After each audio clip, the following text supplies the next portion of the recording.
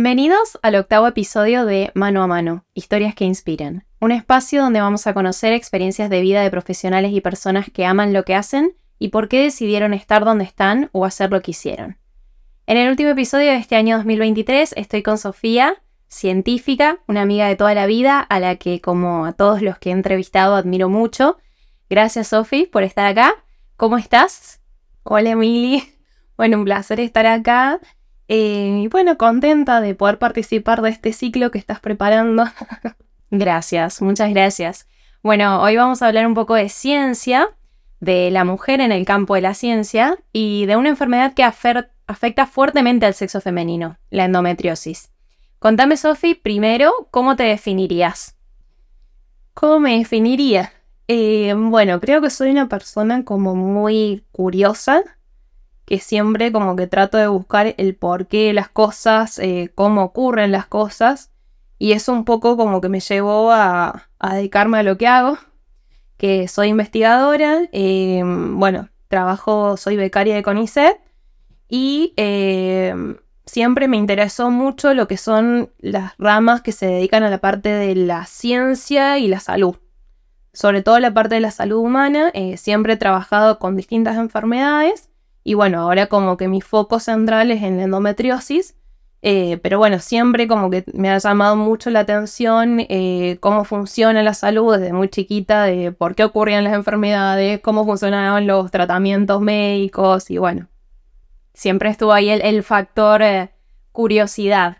Podríamos decir que ¿esto es lo que te llevó a definirte en tu carrera profesional, esa curiosidad desde chica, o tenés a alguien que te influenció en la elección de tu carrera? Porque, bueno, sos licenciada en Biología Molecular, actualmente también docente de Biología en la Facultad de Psicología, en la carrera de Psicomotricidad de la Universidad Nacional de San Luis, y tenés una beca doctoral del CONICET para optar por el título de doctora en Bioquímica. O sea, es un montón. Yo necesito saber ¿de dónde viene todo esto? Porque es claro que te apasiona. ¿Quién o qué te despertó el estar hoy acá? Y desde chica, o sea, siempre como que todas las cosas científicas me llamaban mucho la atención. O sea, siempre las materias tipo biología, ciencias naturales, me gustaban mucho. Y siempre como que la parte de investigar, o sea, tratar de entender por qué ocurren las cosas, siempre es algo como que lo he tenido. De hecho, como que soy bastante observadora, lo noto, eso estamos con un grupo de amigos, y siempre como que veo cosas que la gente por ahí no presta atención, o sea, como que se ve incorporada la observación, claro, que es algo que es como característica de la gente que se dedica a la investigación. Siempre como que me ha gustado desde muy pequeña toda esta parte. Y bueno, no sé la verdad qué es lo que me llevó a elegir. Siempre que podría haber pensado por qué no estudié medicina, por ejemplo. Claro. Pero es como que medicina vas como a la parte más práctica de tratar una enfermedad. Y a mí lo que me llama la atención es cómo ocurre esa enfermedad. O sea, tratar de entender cómo ocurre ese proceso y cómo se puede hacer para intervenir, ya sea con un tratamiento o con lo que sea, digamos, que pueda servir. Ajá. Pero como el por detrás que está, digamos, de la parte médica. Claro. ¿Sentís que desde la pandemia del COVID hubo un reflote de la importancia de la ciencia y su aporte al mundo, así como un despertar de la curiosidad de todos por saber qué hacen los científicos? Yo creo que la pandemia sí puso toda la parte científica, la parte de los médicos que por ahí están como un poco olvidados porque es como que son como partes cotidianas que es como que no llaman la atención. Y la pandemia, y sí, porque en algún punto todos dependíamos de las decisiones de los científicos y de los médicos. Y qué hacer y qué no hacer dependíamos 100% de ellos, de nosotros, digamos. Y bueno, y eso hizo que a la sociedad por ahí le llamara más la atención.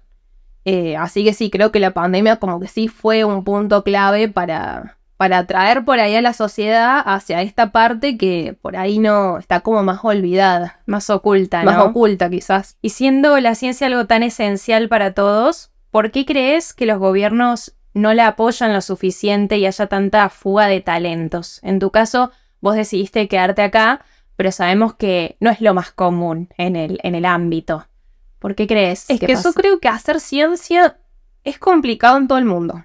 O sea, si vos hablas con un científico, ya sea que esté en Estados Unidos, en Europa, la ciencia siempre tiene una parte que es como más complicada, o sea, tenemos mucha exigencia en publicar los resultados y eso es una gran presión porque a veces uno está investigando y los resultados no acompañan, por lo tanto se complica hacer una publicación. Y eso se le suma que, por ejemplo, en países como el nuestro, donde tenemos muchas más complicaciones porque ya sean la parte económica, que es algo como fundamental, o sea, la compra de reactivos, materiales, es mucho más difícil. Entonces, por ahí tenés, por un lado, que la gente se interesa menos, o sea, la gente no quiere estudiar eso porque saben que es una carrera que por ahí no está tan valorada. Y por otro lado, los gobiernos es como que saben que tienen que meter mucha plata, pero por ahí precisamente como no llaman la atención ante la sociedad y prefieren ponerlo en otras cosas que por ahí sean mucho más visibles. Creo que es el problema principal que tienen muchos países, no tan solo la Argentina, que si bien, bueno, se le ha dado un poco más de importancia en los últimos años, creo que todavía falta bastante por mejorar. ¿Y qué significa para vos ser una mujer científica? Mujer, creo que por lo menos acá en Argentina nunca me he sentido como dejada de lado. Creo que acá la mujer tiene un rol bastante importante, sobre todo por lo menos profesoras, investigadoras que yo conozco que están en la universidad. Hay muchas mujeres que están involucradas, pero sí como que uno lo ve, digamos, como abriendo un poco el panorama, qué es lo que pasa a nivel mundial. Sí, la mujer se ha dejado de lado muchas veces con la parte de la investigación. De hecho, en la antigüedad, si uno busca, no vas a encontrar muchas investigadoras, salvo 2 o 3 nombres que son muy renombrados. No se conoce, pero estaban metidas las mujeres en la investigación. Pero ¿qué pasaba? Muchas veces se había un investigador como que estaba de la mano, que por ahí o era el esposo o algún compañero de trabajo, era él quien firmaba. Entonces, como esos nombres de esas mujeres se han sido como olvidados. Entonces, como que creo que en la actualidad, o sea, la mujer ha tomado como un rol más importante en la parte de investigación y creo que es un gran avance que ha habido en los últimos años que ha permitido que, bueno, que estemos hoy en día, o sea, por lo menos yo lo veo que puedo estar a la par de un investigador hombre. Seguro. Y no me siento inferior por eso. Vos sabés que a propósito de eso, leía un informe de marzo de este año del Ministerio de Ciencia y Tecnología que dice que, bueno, que la mayoría de quienes investigan en el campo de la ciencia y la tecnología son mujeres, pero que solo 3 de cada 10 puestos directivos en estos organismos son ocupados por mujeres, o sea, 3 de cada 10. ¿Crees que además de los condicionamientos culturales históricos, como bien hacías referencia, y acá también podemos mencionar la maternidad, el cuidado de los mayores, tarea que también históricamente recae en las mujeres, hay como una retracción de la mujer a presentarse o concursar para ocupar estos puestos directivos? O sea, como que más allá de lo cultural o de las tradiciones, es algo que está en la mujer, de decirnos, tal vez si yo asumo esta responsabilidad, no sé qué tiempo me dejo para lo otro. Y es como que culturalmente yo creo que si bien se está trabajando un montón, esa parte siempre está, porque la mujer se sigue encargando de los hijos, o sea, si bien es como que se está tratando de ir hacia una parte más igualitaria, yo creo que la mujer sigue siendo como la responsable en algún punto de los hijos, de mantener la casa. Y eso hace que muchas veces uno empieza a relegar lo que es la carrera profesional. Entonces creo que tiene como un gran peso todavía. Si bien se ha avanzado un montón, todavía, digamos, esta como impronta que tenemos desde chicas sigue marcando, digamos, nuestra carrera profesional. Hoy creo que en día cada vez son más las mujeres que se animan por ahí a pelear por estos cargos de mayor jerarquía, pero bueno, sigue estando, digamos, esa tradición de siempre. Y bueno, y que por otro lado, yo creo que se sigue, o sea, uno piensa en un investigador, por ejemplo, y lo que uno primero se le viene a la cabeza es un hombre de guardapolvo blanco. Lo primero que piensas, igual que un médico, por ejemplo. O sea, rara vez uno como que va a tratar de pensar en una mujer.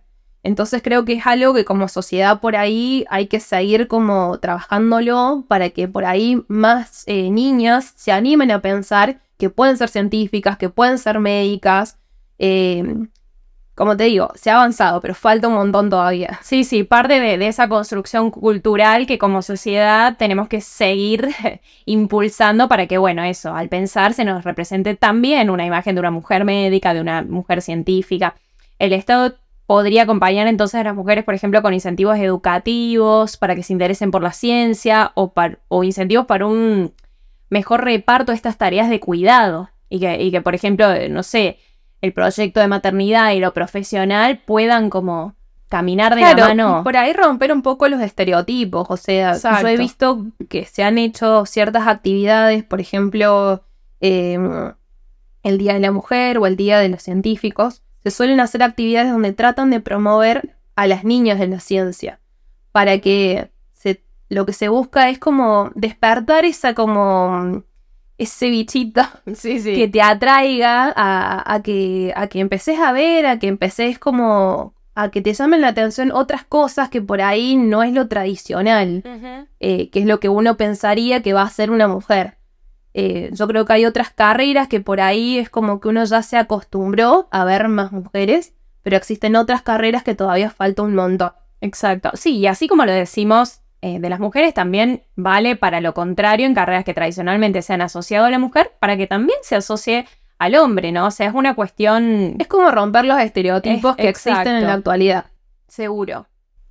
¿Qué significa para vos ser una mujer científica, podríamos decir, en el sentido de pensar en qué podrías aportar en el futuro? Es decir, ¿tenés alguna referente en la ciencia que digas a mí me gustaría como hacer un aporte como lo hizo tal? ¿Me entendés? En ese sentido. ¿Quién fue tu referente? No sé si es que tengo una investigadora así que es como que quiero ser como ella, pero sí es como que uno va, o sea, a lo largo de la carrera he escuchado de varias investigadoras y cómo lograron como pararse frente, hablando, digamos, lo que era en la antigüedad, digamos, cómo lograron como pararse frente a una sociedad que era totalmente machista y pudieron, digamos, pararse delante de ellos y luchar por lo que ellas pensaban, poder pelear por sus ideas. Y yo creo que no hay mejor manera de uno, digamos, pararse frente a otros profesionales que prepararse, que estudiar. Yo creo que lo que pasa, no tan solo por ser mujer, sino que muchas veces pasa que entre otras carreras, poder, digamos, discutir con otros profesionales, poder hablar el mismo lenguaje, eso creo que es fundamental lo que es la formación, el estudiar permanentemente, para que de una manera la otra persona que quiera decirte algo, digamos, y llevarte la contra, o por ahí no dejar que vos te expreses, vos puedas tener, digamos, fundamentos sobre tu postura y poder defenderte frente a eso. Más allá de que si sos mujer o más allá de tu profesión, que por ahí, bueno, se sabe que siempre entre las profesiones siempre hay que algunos son más, otros se queden menos, pero creo que la mejor manera es estudiar y prepararse continuamente. Contame, ¿en qué estás investigando ahora? Bueno, yo trabajo con una enfermedad que se llama endometriosis. Es una enfermedad que se estima que afecta a 1 de cada 10 mujeres. Yo acá quiero hacer la salvedad que, bueno, cuando me refiero a mujeres, hablo a toda aquella persona que tenga útero o que haya tenido útero. A esto que me refiero, que va más allá, digamos, de lo que es el género, sino que hace más bien referencia a lo que es el sexo biológico. Por eso como que se incluirían a todos los géneros. Esta enfermedad se caracteriza porque empiezan a crecer, a desarrollarse lo que se llaman lesiones endometriósicas. Estas lesiones son muy parecidas al endometrio. El endometrio es el tejido que va a recubrir la parte interna del útero. ¿Qué pasa? No se sabe muy bien por qué ocurre esto, pero lo que sí ocurre es que a medida que las niñas, digamos, entran a partir de la menarca, es decir, de la primera menstruación, cada vez que ocurre lo que es el ciclo menstrual, empiezan a tener dolores que son muy intensos porque esta enfermedad se caracteriza porque genera un estado inflamatorio crónico. Entonces, a medida que ellas van creciendo, van a tener cada vez más dolores que son, muchas lo describen como un dolor que es incapacitante, que en muchos casos está asociado a infertilidad. Un gran porcentaje de las mujeres con endometriosis son infértiles. Entonces, bueno, es una enfermedad que tiene una gran connotación, no tan solo que va a afectar a la persona, sino que también a todo el entorno que la rodea. Porque esto obviamente va a llevar a tener problemas familiares, problemas con la pareja. Los dolores que las pacientes describen son dolores muy, muy intensos, que muchas veces les impiden hacer las tareas de la vida cotidiana, como por ejemplo ir a trabajar, ir a la escuela. Claro, incapacitante. Y lo que pasa es que muchas veces también como que todo lo que está asociado a la menstruación sigue siendo un tabú. Entonces muchas veces las chicas, cuando les duele, no se lo expresan a los médicos, o también en la misma casa les dicen que es algo normal, como que no pasa nada. Se minimiza, digamos. Y la realidad es que el dolor menstrual intenso no es normal. O sea, esa parte como que hay que aclararla. Y es como que hay que contarle al médico, porque otro de los problemas que tiene esta enfermedad es que llegar a un diagnóstico certero puede demorar más de 10 años. Ah, mira qué importante. Esta demora muchas veces es porque los médicos por ahí falta de formación, digamos, específica en esta enfermedad. Muchas veces los médicos no conocen claro, los bien esta patología, por ahí en sobre una todo, claro, normal. los ginecólogos.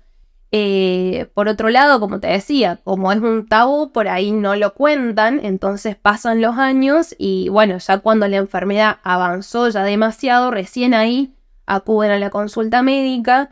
Entonces, bueno, es una enfermedad como que es bastante compleja y con respecto a los tratamientos, es una enfermedad que no tiene, digamos, en la actualidad un tratamiento que la cure.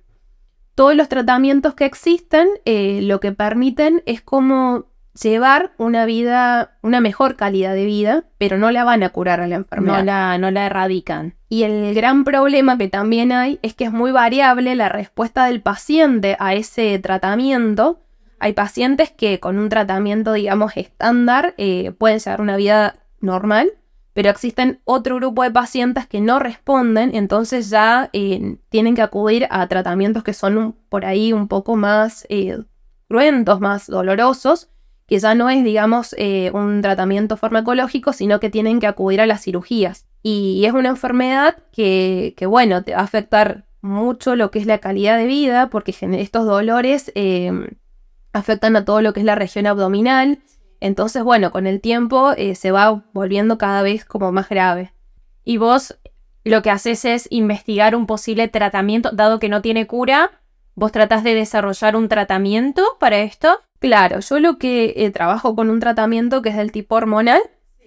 Es un tratamiento, o sea, el fármaco con el que estoy trabajando ya se ha aprobado hace poco tiempo para el uso en anticonceptivos.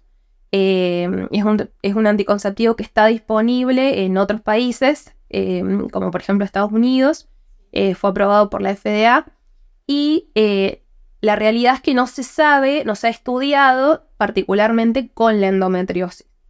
Es un fármaco que se está dando, digamos, combinado con otro tipo de droga, pero bueno, no hay estudios específicamente con esta enfermedad. Entonces yo lo que hago es, digamos, evaluar si este tratamiento tiene algún efecto sobre la endometriosis. Yo trabajo con un modelo animal de la enfermedad y bueno, lo que hago es aplicarle el tratamiento y a partir de ahí hago distintos estudios que son moleculares, estudios bioquímicos, para evaluar cómo impacta ese tratamiento en la evolución de la enfermedad. O sea que investigás en modelos animales la enfermedad y evalúas su tratamiento. ¿Sabes que hace 2 meses yo estuve en un centro de investigación biomédica en España y me pareció increíble esto de la tarea silenciosa, pero tan valiosa de los científicos y el tiempo que lleva el ver los resultados de un tratamiento? En este centro están investigando la cura del cáncer y otras enfermedades vinculadas al envejecimiento y nos explicaban ahí que luego de unas pruebas en células y animales se trabaja con grupos reducidos de personas que asumen los riesgos de estos tratamientos, pero que también demoran unos 10 o 15 hasta 20 años el ver los resultados. Supongo que para decidir aplicar estos tratamientos en humanos juega muchísimo la bioética también, ¿no? O sea, el decir, bueno, de repente no es lo mismo probar algo en un animal que ya trasladar ese tratamiento a un humano. ¿Cómo se maneja eso desde la ciencia? ¿Cuándo uno dice, sí, estoy listo para ya probarlo en un paciente? El estudio de un fármaco normal, digamos, el procedimiento que se suele realizar es, primero se realizan estudios a nivel de cultivo, después, si son alentadores esos resultados, se realizan en animales, se estudian en distintos tipos de animales. La realidad es que en la actualidad se está tratando de reemplazar el uso de los animales, porque por todas las cuestiones bioéticas que esto implica, pero siempre, en el caso de usarlos, se aplica, digamos, las reglas de las 3R para tratar de utilizar el menor número que sea necesario y poder llegar a un resultado que sea óptimo, que sea reproducible. Si los resultados en animales fueron óptimos, de ahí empiezan los primeros estudios que se realizan en humanos. Se realizan primero estudios en grupos que son reducidos, siempre se tienen que realizar bajo un consentimiento de estos pacientes, que sepan qué es lo que se les está aplicando, y si son favorables estos resultados, se va ampliando el número, digamos, de participantes. Cuando ya se considera que es seguro trasladarlo a la población, esos fármacos ya se pueden empezar a vender, digamos, al público en general. Pero siempre que un fármaco ya está en venta, se le sigue haciendo lo que se llama vigilancia. Es decir, se van analizando si ese fármaco tiene otros efectos colaterales por ahí, por el uso prolongado, no sé, pueden pasar, por ejemplo, 10 años y ahí encuentran que tienen estos efectos colaterales. Claro. Entonces, bueno, como que el periodo que se estima más o menos entre que salió el fármaco que se empezó a estudiar y llega, digamos, a la venta, por lo menos, mínimo 10 años, pero si tenés como todos los vientos a favor, digamos. Sí. Porque seguro, la realidad es que puede demorar mucho más. En mi caso, ¿qué pasa? Es un fármaco que ya se está aplicando en humanos. Entonces yo en realidad lo que estoy haciendo es ver si ese fármaco tiene otro tipo de uso adicional al que ya se ha sido aprobado. Pero digamos que tengo un cierto respaldo de que ya en los humanos se puede utilizar. Tiene seguridad y un montón de estudios que se realizan para ver que se ha... Volviendo entonces a la endometriosis, los principales síntomas de esta enfermedad son, dijiste, dolores menstruales intensos. ¿Y hay algo más o solo eso? Es bastante como variable cómo se puede presentar la enfermedad. El dolor es como la característica principal, pero sí, o sea, como te decía, pueden presentar infertilidad. Y bueno, cuando hablo de dolor, es como dolor en todas las formas que se te ocurra, sí. Y que se va a intensificar sobre todo durante el periodo menstrual. Claro. Porque, como te decía recién, es el tejido que recubre el útero. Entonces, cada vez que la persona menstrua, es como que ese tejido de algún punto se vuelve a activar. ¿Y el diagnóstico cómo es? ¿Se hace una biopsia? ¿Cómo me entero que tengo el diagnóstico? Eso va a depender, digamos, del médico, qué es lo que está observando. Se van a pedir distintos tipos de estudios. Pueden ser desde estudios por imágenes. Se pueden complementar también con lo que se llama la laparoscopía. Es como que tiene que tener, dependiendo, digamos, las características de la paciente, si tiene antecedentes y todo, el médico va a pedir los estudios que sean necesarios. También va a depender dónde están localizadas estas lesiones, que es como para que te hagas una idea, esas lesiones son como adherencias que se van realizando entre los distintos tejidos y órganos. Entonces es como que empieza a generar como si fuese un pegote entre los mismos órganos. Wow. Y eso hace que empieza a alterar la calidad de vida de la paciente. Si afecta, no sé, puede tener problemas digestivos, va a depender qué órganos y qué tejidos están dañados. Me asombra porque siento que sabemos muy poco de la enfermedad y que hay mucho esto de los mitos urbanos, de estar normalizado el dolor menstrual, ¿no? Y que a veces puede ser otra cosa. quizás a veces como el desconocimiento por parte, como vos mencionaste antes, de los propios profesionales, a veces se traduce hasta en un sesgo discriminatorio, ¿no? Esto de decirle al paciente, bueno, es normal, son dolores menstruales, tómate una pastilla, se te va a pasar. Y al final del día esto minimiza también el problema. ¿Crees? ¿Es así? Es que, y en parte sí, o sea, creo que se discrimina a las pacientes. De hecho, muchas de las pacientes te describen que no pueden, les cuesta conseguir trabajo, porque precisamente como no pueden ir a trabajar o no pueden tener el mismo ritmo que otras personas, por ahí las despiden o les cuesta ingresar a un lugar de trabajo. Entonces como que necesitan un trabajo en algún punto que se adapte a su condición y bueno, como que es difícil eso. Entonces como que está bueno concientizar a la población de que existe esta enfermedad, de que es real lo que les está pasando, de manera que se pueda como comprender a la otra persona y que bueno, se les pueda, digamos, dar un lugar Una en la concesión, sociedad claro. desde la comprensión, desde entender qué es lo que les pasa. Porque como te decía, no es tan solo la paciente, sino todo el entorno, desde el grupo de trabajo, el grupo familiar, porque también muchas veces es difícil que la familia entienda de qué se trata esta enfermedad. La pareja, el tema de la pareja. sexualidad. Entonces es como que cubre, digamos, a casi la integridad de lo que es la persona, entonces tiene como un gran impacto psicosocial esta enfermedad. Y de ahí la importancia que tiene, digamos, concientizar a la población de esta enfermedad. ¿Por qué elegiste para tu doctorado investigar sobre la endometriosis? Como te decía, yo siempre siempre me llamó mucho la atención las enfermedades. Cuando me cuentan un poco qué es lo que se hacía en este grupo, bueno, me llamó la atención obviamente porque era una enfermedad, pero después cuando empecé a leer un poco de qué se trataba y empecé a ver, digamos, las estadísticas, que es decir, 1 de cada 10 mujeres, es un montón, o sea, vos decís, a alguien tenés que conocer que tenga la enfermedad. Y empecé a prestar atención un poco en el entorno y empecé a encontrar gente conocida que tenía la enfermedad. Entonces vos decís, bueno, quizás con lo que yo investigo no sé si voy a encontrar la cura, no sé si... Pero vos decís, ese granito de arena que por ahí es un mini avance, que por ahí pueda servir, aportarle a la sociedad desde lo que yo sé con respecto, digamos, a esta enfermedad. Es increíble, o sea, lo que me llamó la atención es que es una enfermedad que en algún punto se comporta como un cáncer, no es cáncer, pero tiene un comportamiento, o sea, ese tipo de célula muy parecido a lo que es la célula cancerígena. Entonces, como que esa relación que existe siempre, como que me llama mucho la atención cómo puede desarrollarse y cómo el organismo mismo no lo elimina. Es como que se te van prendiendo muchas preguntas, se te vienen a la cabeza y bueno, tratas de, como te digo, esa curiosidad de tratar de entender todo, a ver qué... La curiosidad científica.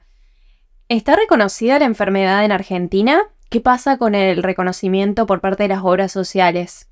En la actualidad no existe una ley nacional que reconozca la endometriosis. Desde parte de las distintas organizaciones están tratando, digamos, de impulsar esta ley nacional para que pueda ser reconocida por las obras sociales, para que, por otro lado, se fomente lo que es la investigación en la enfermedad, por otro lado, se promueva que los médicos se formen también en esta patología.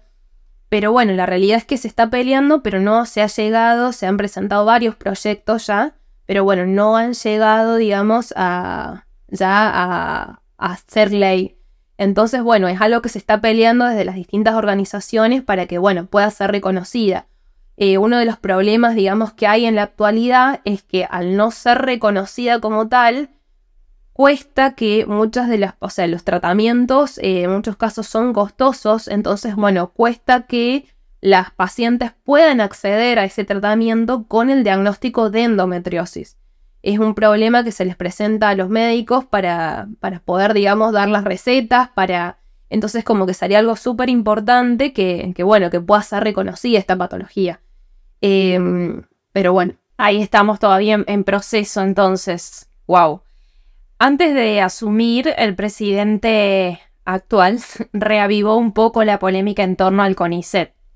cuestionó su existencia, el gasto público que supone, el perfil de la gente que trabaja ahí. Para quienes no saben, el CONICET es el Consejo Nacional de Investigaciones Científicas y Técnicas, acá en Argentina, que promueve la investigación tecnológica y científica en todo el país. ¿Qué pensás de esto? ¿Cómo se ingresa al CONICET? Ingresar al CONICET es bastante complicado. Por ahí la gente como no sabe bien lo que implica ser un investigador. Para poder entrar del Vamos uno concursa, o sea, sube su currículum y presentas un proyecto, presentas, digamos, un plan que vas a hacer, digamos, un plan, en mi caso, como yo tengo una beca doctoral, presento un plan para hacer el doctorado y ese plan va a ser evaluado junto a todos los otros planes que se presenten a nivel nacional. Entonces, de acuerdo al número de becas que son otorgadas ese año, es, digamos, el número de gente que va a ingresar. Entonces, es una competencia en algún punto porque va a ganar el mejor, digamos. Se hace un listado, vamos a suponer que ese año se entregan 50 becas, bueno, los 50 mejores van a ser los que van a ingresar. Existen distintas categorías en las becas, en las cuales uno se puede inscribir. Y, digamos, el paso inicial, digamos, en lo que es la carrera de investigador, por decirlo de algún punto, es, o sea, uno tiene que tener un doctorado. El doctorado vos lo podés hacer con beca o sin beca. Pero bueno, sin beca es mucho más complicado porque, para los que no saben, la beca es un sueldo. Claro. Es un sueldo que lo que te permite, digamos, vivir básicamente y hacer, digamos, la investigación a la par. Abocarte solamente a la investigación. Que de hecho, si vos no tenés la beca, ya se complica porque no estás full time investigando, sino que, bueno, uno ya lo empieza a hacer en los huecos que uno puede y eso hace que se extienda mucho más en el tiempo y se complica. Después de hacer la beca doctoral, viene lo que se llama el postdoctoral, que son 3 años. Y después de eso viene, después ahí uno puede ingresar a lo que se llama la carrera de investigador, que en cada una de estas etapas hay que concursar y hay que competir con investigadores de todo el país en tu categoría. Y bueno, de acuerdo al número de ingresos que hay ese año, es que si te permiten ingresar o no. Por lo cual, bueno, es como que ingresar es bastante complicado porque tenés que tener desde un buen promedio, porque te evalúan todo, desde el promedio, el plan que vos presentás, o sea, el que vas a investigar, se te evalúan a tus directores que estén, digamos, a la altura de lo que vas a realizar. Entonces, de acuerdo a todos estos parámetros, se pone un puntaje y eso es lo que es tu número, a dónde estás posicionado a nivel del país. Entonces como que es bastante, digamos, complicado ingresar y mantenerse después. Una vez que uno ingresa ya sos investigador, bueno, tenés distintas categorías de investigador a los cuales uno puede pedir, digamos, promoción, que bueno, nuevamente se evalúa el currículum y todo lo que Claro, no es un trabajo tradicional, por eso por ahí uno dice, bueno, ante estas expresiones que surgieron en el último tiempo, me imagino que tu comunidad dice, no, bueno, pará, no es tan fácil estar acá donde estoy, mi trabajo no es, de nuevo, un trabajo tradicional. Me imagino que eso te moviliza un poco. Y es que no es un trabajo tradicional por un montón de cosas. Del Vamos, uno a veces como que es difícil de explicar que uno, si bien por la beca uno tiene que cumplir esas 8 horas, la realidad es que tenés marcados los tiempos por los experimentos que estás realizando.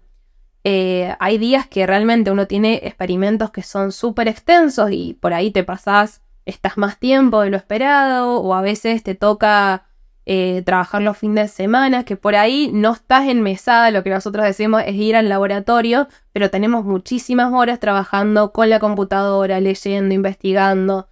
Después tenés la otra parte de producción, es decir, tenés que realizar los experimentos y después viene la segunda parte, que es presentar esas investigaciones en congresos, en papers, porque siempre, digamos, tu calidad como científico va a ser evaluado acorde, digamos, a la producción que vos tengas. Se habla de los y las investigadoras como bichos raros. ¿Te sentís un bicho raro? Y en algún punto sos un bicho raro. Siempre sos un bicho raro porque, como te digo, a veces eso de que te digo, como que observo cosas que a veces la gente pasa por alto. Pero por otro lado, sos una persona normal, o sea, salís como el resto, tenés una vida familiar como el resto, pero sí lo que tenés es como esa pasión por ahí, por investigar, por estar estudiando, que bueno, que es algo que es Pueden pasar las horas y estás leyendo, no te... horas y horas con la computadora, que es tu mejor amiga. Hablamos hace un rato de los incentivos, viste, para acercar la ciencia a la comunidad, a la gente que no es de la academia. Participaste este año como expositor en el Pint of Science, un encuentro de científicos que se hace una vez al año, tengo entendido, en todo el mundo y en simultáneo. ¿Qué se pretende con este evento y cómo llegaste vos ahí? Este evento es muy interesante porque se realiza simultáneamente en todo el mundo. La idea es acercar la ciencia a la comunidad. Entonces se organizan, cada día hay una temática particular, entonces se convoca a científicos relacionados a esa temática para que expongan sus investigaciones o qué es lo que realizan en el laboratorio, pero es abierto a la comunidad general, o sea, cualquier persona se puede acercar. En mi caso, bueno, me invitaron los organizadores a hablar acerca de la endometriosis. Fue muy interesante porque ese día se habló de todo lo que es la salud femenina. Entonces, bueno, estuvo muy interesante porque pude hablar con gente que por ahí, chicas que me decían, mirá, yo tengo tal síntoma, no me había dado cuenta que podía ir al médico y consultarle, o chicas que habían sido diagnosticadas hace poco. Entonces, como que poder hablar con el paciente, o sea, salir del laboratorio, está buenísimo porque es como que vos por ahí como que le encontrás el porqué o te da como ese incentivo para seguir haciendo lo que haces y de algún punto como poder compartir esos conocimientos que vos que tenés porque estás estudiando todo el día, poder, digamos, compartirlos con la gente y poder ayudar, porque eso creo que es la parte la más importante, poder ayudar a la comunidad y poder transmitirle todo eso que uno está estudiando. Y enviaste hace poco un póster con los resultados preliminares de toda esta investigación a un congreso de la Sociedad Europea de Ginecología en Ámsterdam. Contame un poquito. Bueno, nosotros trabajamos en colaboración con un grupo de Italia y bueno, con ellos que son de la Universidad de Pisa y bueno, con ellos tuvimos la posibilidad de mandar este resumen a este congreso que bueno, es internacional, así que como que estábamos súper contentas de que se pudo mandar. Seguro. Entonces, bueno, de esta manera como que es como un gran orgullo porque es como entender que lo que uno hace acá en San Luis, en una provincia que vos decís es chiquita, pero que podemos llegar y que los resultados están a la altura de otras investigaciones, entonces como que poder salir, digamos, al mundo con los resultados que uno tiene, me parece que es sumamente importante, digamos, decir, bueno, desde Argentina llegamos al otro lado del mundo. Nada más ni nada menos que Ámsterdam. Nada más. Y bueno, entonces como que de nuevo, es un incentivo para seguir haciendo lo que a uno le gusta, con lo que uno pelea todo el tiempo, porque como te digo, la ciencia tiene una parte linda, que es la parte de poder presentarte a los congresos, pero también tiene otra parte, que es cuando los resultados no te dan y vos decís, ¿y qué hago ahora? Claro, eso te iba a preguntar justamente, ¿cómo manejás el tema de la frustración? Y es un tema, porque lo que pasa es que muchas veces lo que tiene la investigación, vos trabajás muchísimas horas, ya sea o estudiando o haciendo los trabajos en mesada, los experimentos, y muchas veces los resultados no acompañan. Y bueno, y eso como que te desmoraliza un montón, porque es como que vas a decir, estoy poniendo todo, estoy dando todo, me mato estudiando, y el resultado no da como vos querés que dé. Y eso por ahí es complicado, porque a veces tuviste toda una semana de experimento y llega el viernes y no está ese resultado que estás esperando. Entonces, bueno, es como bajar la cabeza, te pones triste, pero bueno, al día siguiente hay que levantarse de nuevo y ver qué mejorás, qué modificás. Lo que tiene la ciencia es eso, que es muy dinámico, o sea, nunca vas a tener, digamos, la típica rutina de todos los días igual, sino que todos los días es un desafío de levantarte y ver cómo lo puedes mejorar, qué puedes cambiar. O sea que tomás esto de la frustración como parte del proceso. No dejas que te tire para abajo, sino hasta a veces al contrario.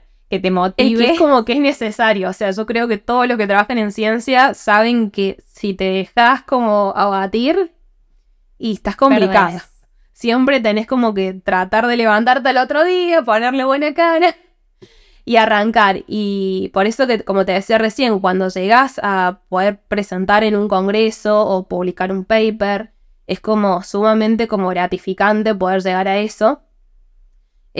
Justo nosotros tenemos, digamos, esta ventaja que trabajamos en colaboración con esta gente de Italia, de la Universidad de Pisa, que, bueno, nos permite, digamos, hacer esas conexiones y que colaboran un montón a veces con la parte de los ciertos reactivos que necesitamos.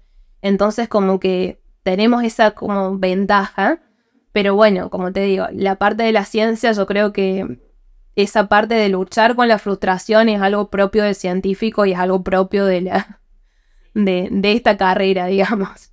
Tu carrera de grado, biología molecular, solo está en San Luis, acá en la Como Argentina. licenciatura.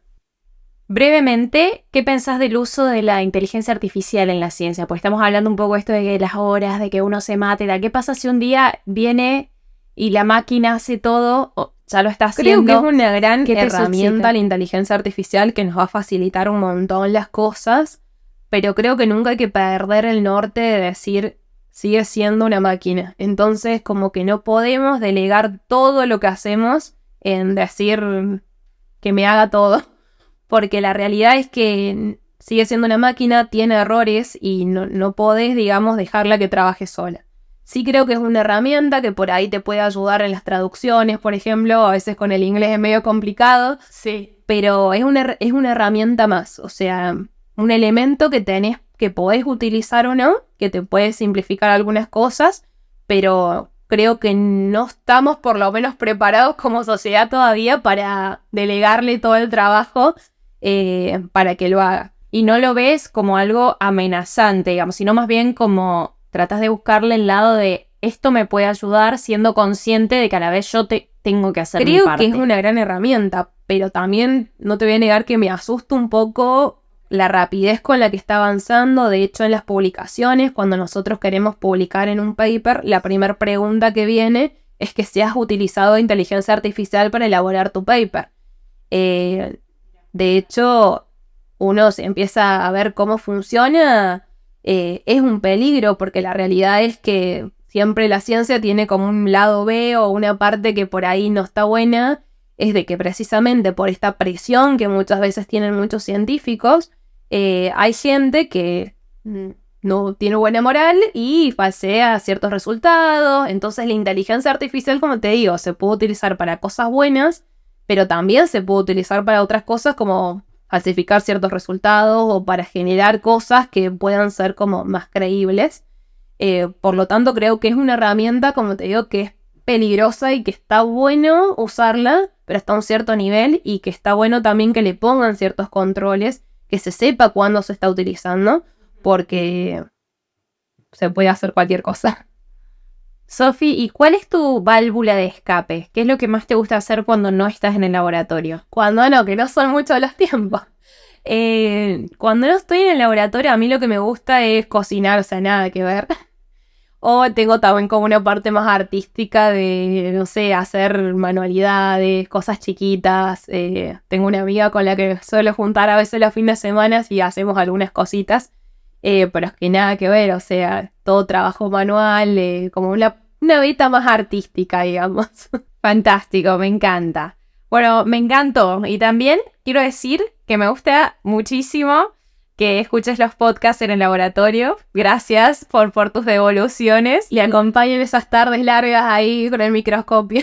Me pone muy feliz. Y también espero que mucha gente ahora te escuche y que podamos seguir de cerca toda esta información relativa sobre todo a la enfermedad, a la endometriosis en sí, y como mujeres, ya que evidentemente somos las más afectadas por ella. Muchísimas gracias. No, gracias a vos, Mili. Gracias.